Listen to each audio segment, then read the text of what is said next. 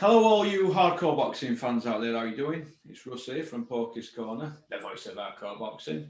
Welcome to our members area. For those of you that joined this week, thank you very much. Today I'm joined by John from London. How are you doing, John? Very well, sir. Very well. Very Very well. grateful. Do you know who you remind me of? Don Charles. I had a few people say that as well. Pardon?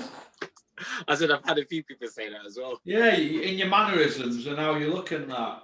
So, anyway, John, there's been a lot going on since I last spoke to you. I've just got a few things in my head I'm going to ask you about. What do you think about all this with Tyson Fury and Joshua Wilder and, Usyk? How do you see it all playing out? Well, if you like the last podcast that we did, I mentioned to you that fight was not going to happen. Yeah, go on. I mentioned to you that fight was not going to happen because of short notice. And to be honest with you, Tyson he's not motivated to fight Wilder. He's motivated to fight AJ, but not Wilder. Yeah. Yeah, so you could be right, yeah. When that fight is not in you, it's a big risk. It's a big risk. The first two fights, especially the second fight with Wilder and Fury was in it. Fury was hungry for that fight. He's not motivated to fight. He was in Vegas partying. He was not ready, mentally ready, physically ready. We all knew that fight was not going to happen. I said it. Do you feel that Tyson Fury, for how he's conducted his life in last, I don't know, since he turned pro, for example, do you feel that Vegas is probably not the place for him to be? Absolutely, but Vegas is the place for him to be at the same time because there's a lot of money for him to be. There's a lot of money for him to be made. There's a lot of money to be made in Vegas, and that's why Vegas keeps pulling him back because they know they want him to fight in Vegas. He generates a lot of money in Vegas. It's, whereas AJ fights in the UK, it keeps the money in the UK. Vegas would love to have AJ. Would love to have AJ. But Fury, you're right, in terms of discipline-wise, in terms of those kind of things, yeah, I don't think Vegas is the right place to be. But, they'll keep pulling him in. He's an entertainer. Yeah. What do you see happening with Fury now? Do you think he'll pay Wilder step aside money and fight Joshua? Or do you think he'll fight Wilder in October, like they're saying? What do you think, John? I think the fight will happen in October. Yeah. He'll give him enough time. I think he's just wanted just to get the party, just get out of his system. I think he'll be ready in October. But he had no business fighting in this month as it was planned. I knew it from day one. But yes, the fight will happen in October. He will get into camp. He will get into shape, and he'll be ready to kick the big dust's ass. Okay. I don't think it's going to pay him. I don't think it's going to pay him side money. I don't think it's going to pay him side money. No. What do you see? I'm sorry. The other thing is, when you throw a fighter off, what he's done to Wilder also psychologically would affect Wilder. Because can you imagine you've trained for he's been training for the last 6 months. Just to climax, and then all of a sudden the fight gets pulled. If it messes you up a little bit, then you go get back into it again. So there's a lot of psychological welfare things there as well. What do you think about Anthony Joshua and Usyk? The fight's still not being announced. Do you think it ever will get announced, or do you think Joshua vacates? I think it will happen. I think Joshua's stalling. They're stalling the situation. They're stalling the whole thing because obviously with Fury and Wilder in the air, Eddie doesn't want to sign anything because just in case they might pay Wilder side money, but Wilder will not even accept it. Wilder wants to hurt Fury, wants to hurt Tyson. He badly wants to hurt Tyson. He badly wants to fight. He's hungry for that fight. He's motivated to fight Tyson. Back to your question. I think that fight has to happen. That fight has to happen with AJ and Usyk. It has to happen. Why? What drink is that? I've been taking these before I go to gym because I've got a gym here next door. And I have this, and then an hour later I go in gym and I seem to be training longer. And is it? I'm training more reps. I'm not doing heavy weights because I feel that when you go to the gym with your friends, you're arching your back and you're lifting too much, and that. So I've cut the weight down what I do by half on the weights, and I'm just doing more reps. And I seem to be doing even more reps the more I train with it. I think it's really good stuff. And that's what you want. But back to your question. Yeah, I think that fight needs to happen. I think it'll be a big test for AJ. Everyone, I want to see that fight. I want to see where AJ's at. Why they're stalling to make that fight happen, I don't know. Because AJ needs to be active. In matter of fact, if AJ's smart, if I was AJ, I would take that fight. Just to be ahead of Tyson. Do you get what I'm saying? I know it's a risky fight. I would take it because I don't think AJ is ready for Tyson. I'd like to see Anthony Joshua just make his own way instead of having to wait to see what Fury's doing. Why don't he go on his own path? He's got all the belts. Again, he's not motivated to fight these guys, to fight at Usyk. When that fight is not in you, and you make a mistake and take a fight, that's when all kind of thing happens. Yeah. AJ is not motivated to fight Usyk. AJ is motivated to fight Tyson. Vice versa as well. Tyson's motivated to fight AJ. Yeah. You know, they've been training to fight each other. And now you have to fight this guy, and this guy's really hungry. You're not hungry to fight that fight. There's more chances that you might lose that fight. Yeah. You know, so that's the other side of it. But if I was AJ, I would take the fight just to be active. I know Fury, I know Tyson, whether it's active or inactive, it's still always to turn up. But with AJ needs to be active. The more fights you have, the more activities you have, the better chance you have. Because AJ, Fury, as we always said, he's a complete fighter. He could change gears at any time. He could adapt. He's got amazing boxing IQ. AJ's not that equipped. So if I was him, I'll take the fight. Yeah.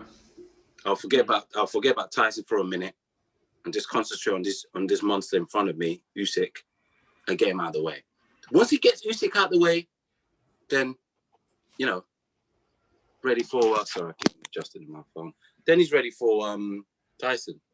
Yeah. What do you think? I think that Joshua against Usyk's an hard fight for Anthony Joshua, and I don't think they want to risk it. I think the Fury fight against Wilder, considering his last two performances against Wilder, I think that'll be easy for Tyson, but there's that risk that he can get knocked out. So I think both of them are massive banana skins. They're the top four heavyweights in the world, in my opinion. Wilder, Fury, Joshua, Usyk, whatever order you want to put them in. There's potential banana skins, and Anthony Joshua has been carefully matched throughout his career, and to a certain extent Tyson has until he really fought Wilder. He'd been carefully matched. He got Vladimir at the right time. When he should have fought Vladimir 4 years before he did, they didn't want the fight. So they got it right when they fought Vladimir. The timing were right. And so it should be, because they're always trying to time it so everything's in their favour. So, but I think they're both banana skins, and I just don't think either of them are going to. Either of them's going to happen. I think we're kind of like in stalemate, aren't we, at the moment, the heavyweight division? And I think it's bad for fans. I mean, we all harp on about the 1970s, don't we, the golden generation, but in those days, boxers were not in control of their own destiny. Now they've got advisors and social media, and boxers seem to know the worth these days, don't they, especially if they hit the big time. Well, it's the greedy managers and promoters. That's what it is. You see, that's the reason why people are into UFC, because, you know, Dana White will make you fight. This the guy you're going to fight. I don't care. You're going to fight this guy. And that's how it should be, rather than ducking and hiding and putting all kind of nonsense on social media. You're not going to. We just want to see fights. So forget about all this politics, all this bullshit. We just want to see fights. We want to see the best go at it. It's too much, excuse my language, bullshit and politics. It's just destroying the sport. Yeah, that's why it's just shifting so much to UFC. I'm a massive UFC fan.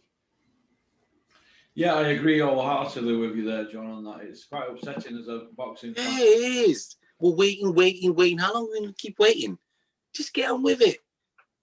Win or lose, get on with it. We'll have a rematch. Get on with it. Yeah. Both scared to lose. Just get on with it. Yeah. What other sport would we put up with this in? Imagine if the Man City didn't want to play AC Milan in Champions League final. Yeah. Do you know what I mean? And that's how sad boxing has got to. What that example that's how sad boxing is now. Mm-hmm. I agree with that. Okay then. Billy Joe Saunders, one question. Did he quit? Yes or no? I don't think. Did he quit?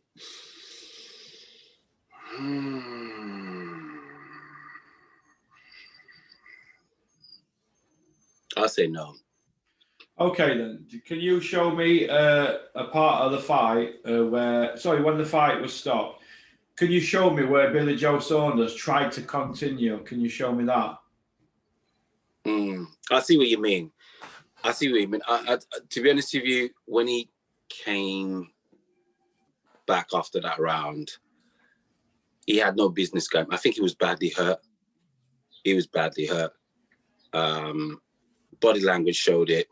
You know, he didn't look like he wanted to carry on. But yeah, no, he was deflated after that round. Do you think it was? Do you think Billy had never been in a firefight before? No. This is an elite fight he was fighting. Elite fighter he was fighting. Yeah. And you know, Canelo just knew it was a matter of time to get him. And we all knew that Billy Joe had no business knocking him out. It was his best chances was to outbox Canelo. But Canelo was so strong, as it was getting on and around, he was closing up on him. And he's such a crafty fighter. But yeah. Okay. What star has Eddie Hearn built in the last 10 years? Who has he built from scratch? What stars? I don't think he's built anyone, but you have to understand, Eddie Hearn is an opportunist. Yeah. That's what he is. Mm-hmm. If you're going to be the next biggest thing and you start making name for yourself, he'll get on board. Where do you see women's boxing heading in the current climate? I think it's picking up. There's a lot more awareness of women's boxing now. There's a lot more superstars. You know, it's picking up. I think it's a matter of time. Savannah, she's doing really well. And what's that girl in America again? What's that black girl's name again? Clarissa Shields. Yeah. She's making a name for herself as well. I think they need to fight. I know they fought before. They need to fight. That would be a very interesting fight. That's the biggest fight in women's boxing at the moment. Clarissa Shields against Savannah Marshall. Do you agree? Yep. Why can't they make it? Again, back to this bullshit politics, because I know they both want to go. They both want that fight. Shields wants that fight. Do you feel that any boxer now who's with Eddie Hearn is going to find it very, very hard to get into a fight with somebody who's a PBC fighter? Yes or no? Absolutely. Eddie's got a lot of fighters, and a few are seen as a golden egg, so he's going to protect them because he wants to make as much money out of them. Yeah. And that's the thing. And when you look at it, the difference when you compare Eddie Hearn to Don King was Don King makes those fights happen. He makes those fights happen. I know he's a con artist, but he makes those fights happen. Don King's 90 now, though, isn't he? Same as Aram, he's 90 this year. So Yeah.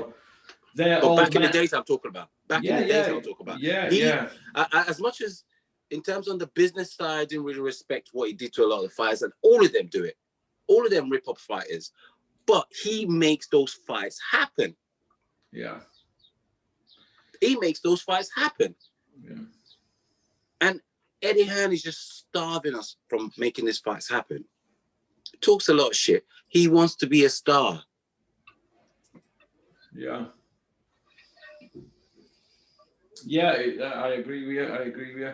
I'm telling you. Do you think that DAZN's going to last? Because it looks to me like he's being frozen out by a lot of promoters, and I'm starting to wonder now if Eddie's trying to promote himself with this reality TV program that he's going to be doing. He's going to have cameramen following him around all day, doing their own content. Do you feel that other promoters who are going to be speaking to him on the telephone or on Zoom, do you think they're going to be wanting it filmed and things like that? So do you feel that he has to be a little bit careful with how he does this? I remember I said to you, he wants to be a star. What promoter does that? Who wants to be talking about certain conversation on live TV and all that kind of stuff? No one wants to be doing that. You know, we're talking about old school here. We're old school. It's bullshit new school. Do you feel, John, that Eddie needs to concentrate on promoting people like Joshua Barazzi instead of promoting himself as much? Absolutely. Absolutely. But he wants to be the main star. As I keep saying, Eddie Hearn wants to be a star. He wants to be a reality star. Whereas when you look at those other guys, they're always behind the scenes. A lot of those guys, the old school guys, are always behind the scenes, you know, make things happen. But Eddie wants to be in front. He wants to be reality TV. He wants to, mate, you've got money. You don't need this shit. Excuse my language, but you know what I mean? But yeah, he wants to be a star. Yeah, he should be concentrating on promoting those guys. Not trying to be the guy in front. Mate, these guys are putting a livelihood on the line. They're putting a life on the line. Yeah. You know, they don't even get paid that much, and then they get taxed and they get ill managed, and mate, it's so frustrating, man. Yeah, I know it's business, but he needs to be promoting these guys. What do you feel about all these YouTubers in boxing now having a big say in these big shows and all these ex-fighters coming back? And John Fury's come out and said he wants Tommy Fury to fight Jake Paul, and it's about money for him, not legacy now for Tommy. What do you feel about that? To be honest with you, the reason why there's a small part of me that likes it is because it's exposing boxing. Look at these YouTube guys making millions, making money, and you got some of these boxers that have grafted all their life and hardly can even pay their bills. It just exposes the crooks, these promoters, and I don't blame them, mate. If you got food, if you got family to feed, you be in the same boat. You want to fight a YouTuber, mate? If I was in that, I want to fight a YouTuber. If I could make $1 million compared to making 30 grand or 40 grand, mate, I'll make it happen. I'll do it.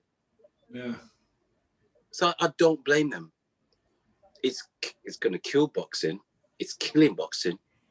It's killing UFC as well. But it just shows you things are changing. It's the new wave that we have to accept. Yeah.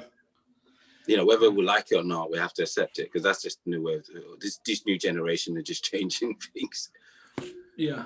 What do you think to the shows on at Sheffield on Fight Zone, Dennis Hobson's shows he's putting on weekly? Have you been watching? To be honest with you, I haven't been watching. I need to catch up on it. What's your thoughts on it? Well, first of all, I applaud him for putting shows on in an area because nobody else is putting any shows on. But I'm a little bit disappointed that the Ingalls are not putting shows on in Sheffield because they've been taken out of boxing for 50 years up there. You know, we've had funding, they've had free gym. Somebody's getting that gym, they were giving that gym, it was a church, I believe, at one point or something. But the point I want to make is that they're not putting something back. You know, it's all right taking and that. I mean, the family have been on area council for years and all that kind of thing. Look, they've had a good do out at boxing. They're a wealthy family, but I'm disappointed that they've not been putting any shows on, because it's all right taking all the time. You've got to give something back, haven't you? Back, absolutely. I just wonder what your take were on that. That's all. Yeah, no, absolutely. You've got to put something back, especially this time we're in now. You know, people want to see things back. You know, being given back, and you know, they've got very huge status out there in Sheffield, and everyone knows who they are, and they've been around for a long time. And yeah, it's right that they put something back. Hopefully, they might have a few things planned for the near future, but absolutely. But Dennis Hobbs, if he's doing that, I really respect him for doing that. Yeah. In terms of the quality of the fighters, what's it like? Because I haven't seen it. 2 seconds. So, well, in my opinion, in my opinion, this is what it is. Okay. I think it's white collar boxing. You can't go and put 9 shows on and hand out 30 debuts to nearly all of them white collar fighters. The influx of white collar fighters now into boxing is shocking.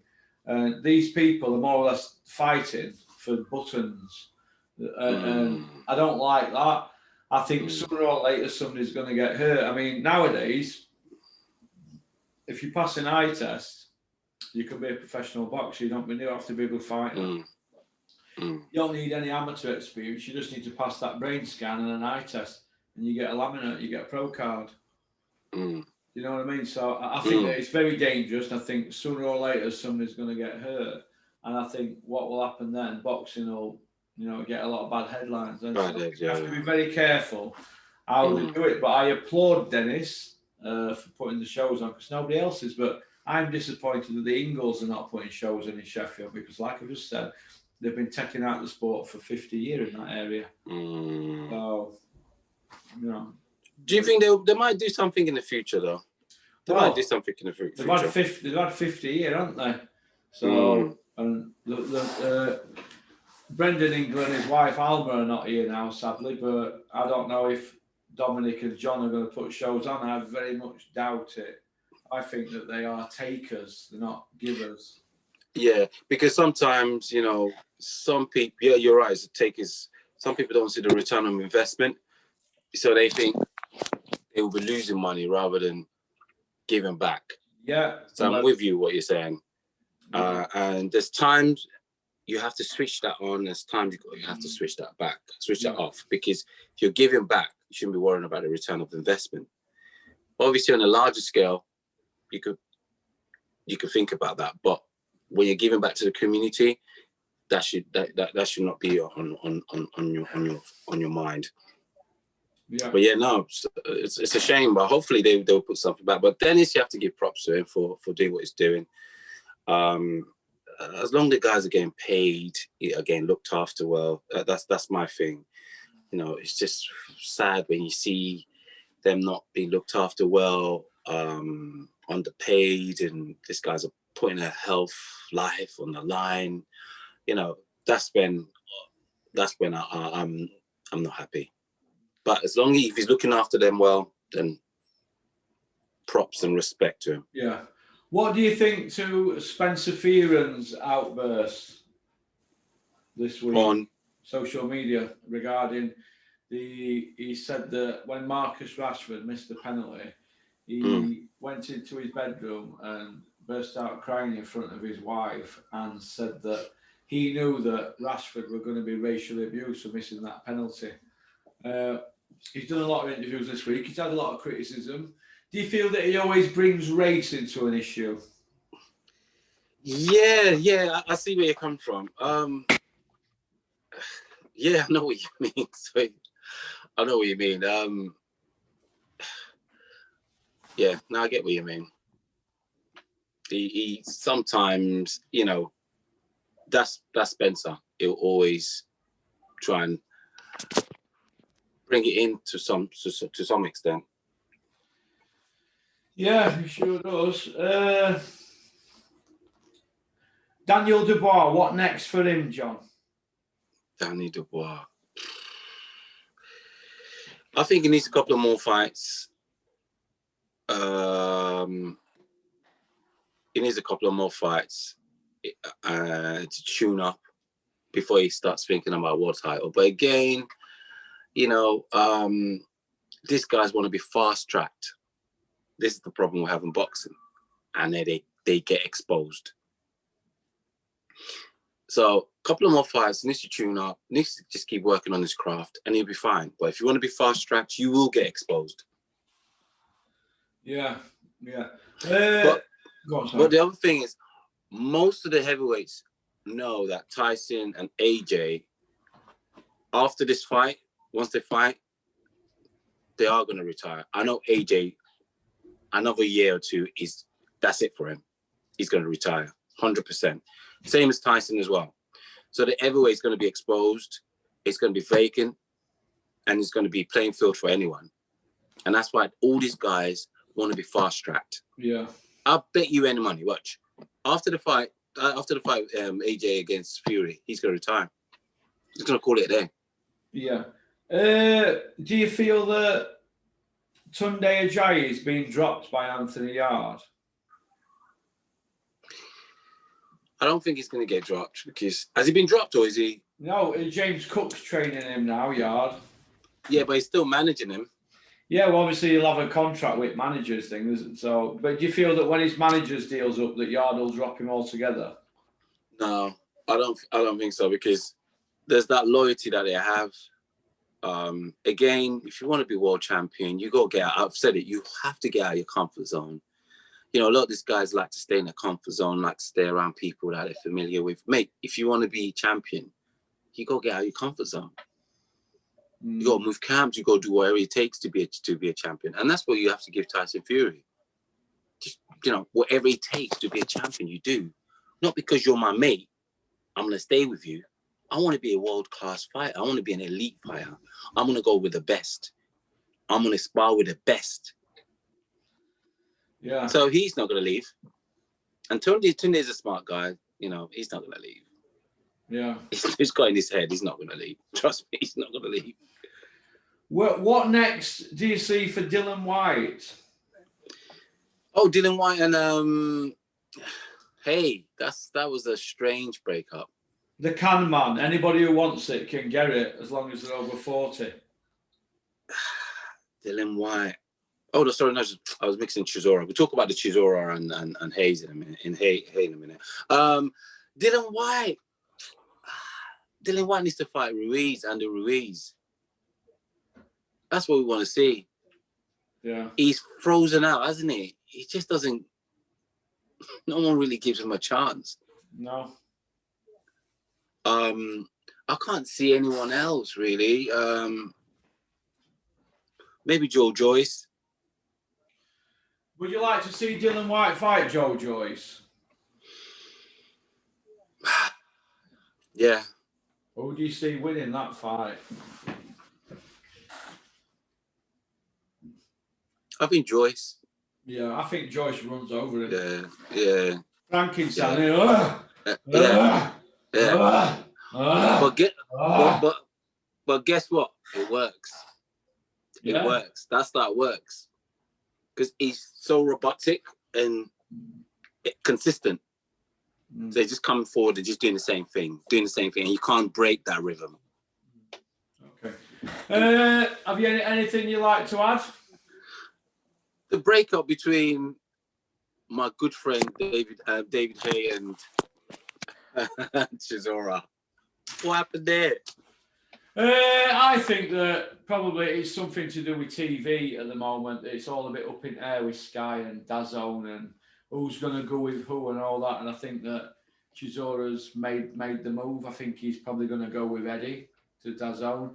I don't think there's maybe money for David Hay, as much money as there would be at Sky, so on pay-per-view. Because Chisora, they've been giving him pay-per-views, haven't they? So I don't know, but I would look at it as money. It's something to do with money.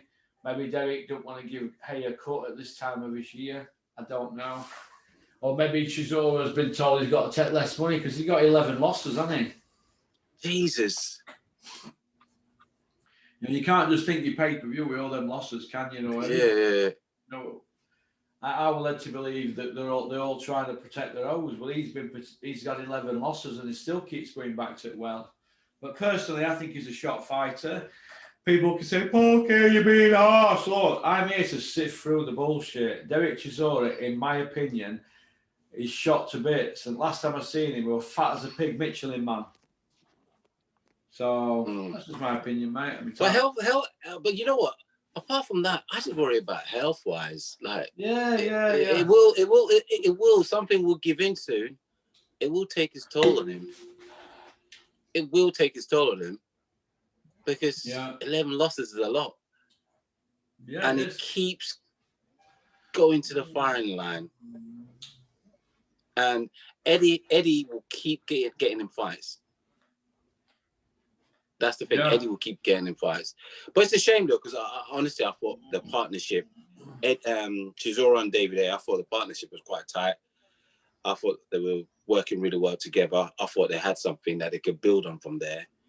David Hay, I have a management team there. But, yeah, when I heard the news, I was surprised. But at least they made a bit of money, though, before. At least what? At least they both made a bit of money. Of course they did. David A's probably had 800 grand out of that job in his last couple of fights off Chisora. He'll have had a big chunk of pay-per-view money. He's done well at Chisora. He's probably had £1 million with all fights they've had together, but he's probably been paid very well, David A. But he burns through money like you can never imagine. He's a big spender. Really? Massive spender, David A. Yeah. Massive. But okay then. Well, thank you for coming on. Thank you very much, mate. Thank you for coming on, John. You've been a real addition to the Porky Express. Welcome. I really appreciate your time, mate. And have a beautiful day. The weather's beautiful outside. Yeah, I'm going to do a bit of chest and triceps next door. A Lufaringo chest and triceps. Yep. Just a quick, any update with the Mickey Field fight? And I thought there were 5 billboards, but I think we've put up 6 now in Manchester. The other 2 went up the other day on Wednesday, was it? Or Tuesday? I forget. I think it was Wednesday. In Manchester, opposite the Manchester City ground. They've gone up and we haven't heard anything, but, we still get threatening phone calls and threatening emails, threatening text messages. Look, whatever the threats are coming, I'm just not going to let it go because I'm not one of them people that will be bullied or told what to do. I never have. No, I won't put up with that. So John Fury said he'll fight any man over 50, didn't he? That's what he said in a video. Mick accepted his challenge. The rest of it is just people moving goalposts and things like that. So until he comes out and retracts that and says he don't want to fight Mick, the fight, as far as we're concerned, we're still going to be at it. But Mick gave him a deadline, 14th of August, to get in touch with his manager and get this fight on. After that, we'll probably look at it and see what we're going to do with it. So, is the press picking up on it? Because obviously it's people are talking about it. Yeah, there's a lot of people talking about it, but the mainstream media, the newspaper guys, the ones who I know, don't really want to put the story out there because they all want access to Tyson, don't they? You know what I mean? That kind of thing. I kind of get what you mean. So, but we're going to see. There's a few. I've got a few cards up my sleeve, and I don't have to play them just yet. But I've got a few cards up my sleeve to try and get it on. Obviously, I'm a bag of tricks myself, so we're going to see, aren't we? But we can only try, can't we? Absolutely. Hopefully, for good cause as well. I know it's it's a good cause. Done up for it's. I would love John Fury to. I would love the fight to happen. Yeah. For good cause as well. Even though it's a laugh or joking about it, but on a serious note, it'd be great for good for the cause that that. Okay. All right then. Well, listen, thank you for coming on, John, and have a great weekend. What's left of it? And yourself, mate. You take care. Take care, mate. Bye-bye. Speak soon. Bye. God bless. Bye-bye. Well, that were John from London. Nice guy, John. He's a lamp. He's a lamp. I think that's about it, really. Just going to do one video today. I think there's a Weapon at Week comes out 6 p.m. tonight. Or Weapon of the Week, yeah. I might as well tell you who's won it. Spencer Fearon's my Weapon of the Week. I picked him. I think he deserves to be a weapon for coming out making up stories. I don't believe for 1 minute he went in his wife's bedroom and burst out crying. I don't believe that, Spencer. Same as I didn't believe the fact that Oscar Rivers failed the dope test. I think you just said that because you wanted to throw some mud at them and take a bit of heat off Dylan White. So, but the moral of the story is Dylan White 2 years ago failed his second dope test and we still had the B sample. So I don't hear you going on about that, Spencer, but you had plenty to say about Javel Big Baby Miller. So, okie dokie. So Spencer Fearon, Weapon at Week, 6 p.m. tonight. All right. There's the Joe Gallagher video, 6:15 tonight. That's going to be going out. That's 20 minutes long. That's a good video. That's straight after Weapon at Week. So you're all in for a treat tonight from 6 p.m. And this video now is on the members area. And that, I'm afraid, is all she wrote until tomorrow. There will be a video out tomorrow on the members area. All right. I'm going to have Max on in the morning. Maximus Jenkins, a.k.a. Mad Max with the Volvo. All right. Peace out. Have a great weekend. I'm now going to do a Lou Ferrigno workout. It's one where he goes light weights. I'm into all light weights at the moment. I think you feel like you've had a workout, don't you, if you do light weights? I don't like all that lifting heavy weights and injuring yourself. So I'm really enjoying my training at the moment. Trying to train every day. Looking a bit trim. Oh, down to a 35 waist. Oh, another inch off my tummy, I'll be happy. All right. Peace out.